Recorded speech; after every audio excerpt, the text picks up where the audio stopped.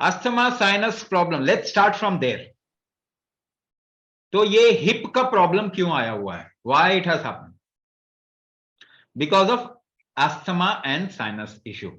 ये जनरली लोगों को बचपन में ऑब्जर्व करना चाहिए। पहले हमारे बुजुर्ग बचपन में बच्चों को ऑब्जर्व करते थे और उनके प्रकृति के हिसाब से कुछ चीजें उनको सिखाया करते थे। तो ये जो एलर्जीज, अस्थमा, साइनोसाइटिस जिसे हम कहते हैं, ये आपके शरीर का मेटाबॉलिक इशू है। इसको हम उसके साथ में जोड़ ही नहीं रहे। अगर किसी की शारीरिक स्ट्रेंथ कमजोर हो जाए, यानी फूड को वो बाकी चीजों में कन्वर्ट नहीं कर पा रहा, तो फूड जो होगा कन्वर्ट नहीं होगा तो कफ दोष लेके आता है। कफ दोष लेके आता है, यानी कि आपका शरीर को अगर एक फ्लो माने, आप कुछ खाते हैं ऊपर से नीचे जाती है चीजें, फ्लो है ना, अब वो फ्लो नहीं हो पा रहा तो उल्टा जाना शुरू हो जाएगा। तो जनरली ये कफ वात इशू कहते हैं इसको। आप देखेंगे छाती और उससे ऊपर पे ये ज्यादा असर करेगा। ये कफ प्रकृति के लोग जो होते हैं उनके छाती और ऊपर के इश्यूज बहुत ज्यादा होते हैं। जो पित्त प्रकृति के होते हैं उनके बीच में, और जो वात वो कमर से नीचे।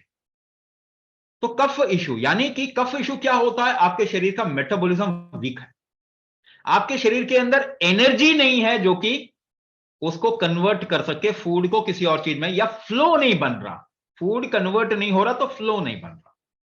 ये फ्लो बनाने के लिए अगर बचपन में बच्चों को कुछ चीजें हम सिखा दें तो उनको ये प्रॉब्लम बिल्कुल ठीक हो जाती है ना। अस्थमा जैसी सिचुएशन अगर बचपन में डिटेक्ट हो गई, किसी बच्चे को ऐसा लग रहा है कि बार बार सर्दी जुकाम आ रहा है, सांस के इश्यूज आते हैं, तो अगर वहां पे उसका हम ये फ्लो करेक्ट कर दें तो वो बिल्कुल ठीक हो जाएगा ना। हम उसको करेक्ट तो करते नहीं है, थोड़ा कफ बना जो उसको निकाल निकाल के मैनेज करने की कोशिश करते हैं। तो आपने कुछ ऐसा खा लिया जिसे कि आजकल एनेस्टाइलसिस्टीन बहुत ज्यादा दिया जाता है, कफ को जो पिघला देगा या काट देगा तो निकाल देंगे, मगर कफ बने नहीं या फिर यूटिलाइज हो चीजें आपके शरीर में, इसके लिए तो कुछ कर नहीं सकते। दवाई नहीं कर सकती, इसके लिए शरीर पे काम करना होता। तो अगर आपका मेटाबॉलिक इश्यू होना शुरू हो गया काफी समय से, और ऊपर से उसको कंट्रोल करने के लिए आपने क्या किया? स्टीरॉइड ले लिया। आखिरी रिसोर्ट क्या है? स्टीरॉइड दे देंगे आपको।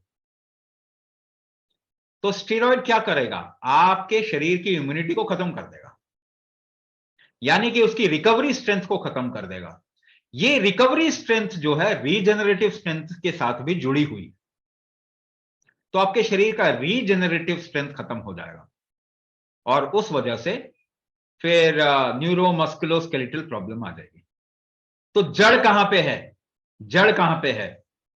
मेटाबॉलिक डिसऑर्डर जो शुरुआत में अस्थमा, एलर्जीज, अगर ये काफी समय से आपको है तो पहले आप एक काम कर सकते हैं। हमारा एक अस्थमा और एलर्जी का प्रोग्राम होता है, षडांग प्रतिष्ठान, पहले आप वो ज्वाइन कर लीजिए, फिर शरीर पे काम कीजिए। क्योंकि अगर वो कोर इश्यू हम हैंडल कर लेते हैं, ठीक कर देते हैं, तो उसके बाद अगर आप शरीर पे काम करेंगे, न्यूरोमस्कुलोस्केलेटल की दिशा में काम करेंगे, तो ज्यादा बेटर है, वो ज्यादा सही होगा, है ना। तो आप अपना नंबर छोड़ दें, साथ में लिख दें ब्रैकेट में आपका इश्यू, तो somebody will get in touch with you and then can guide you towards the right kind of a program.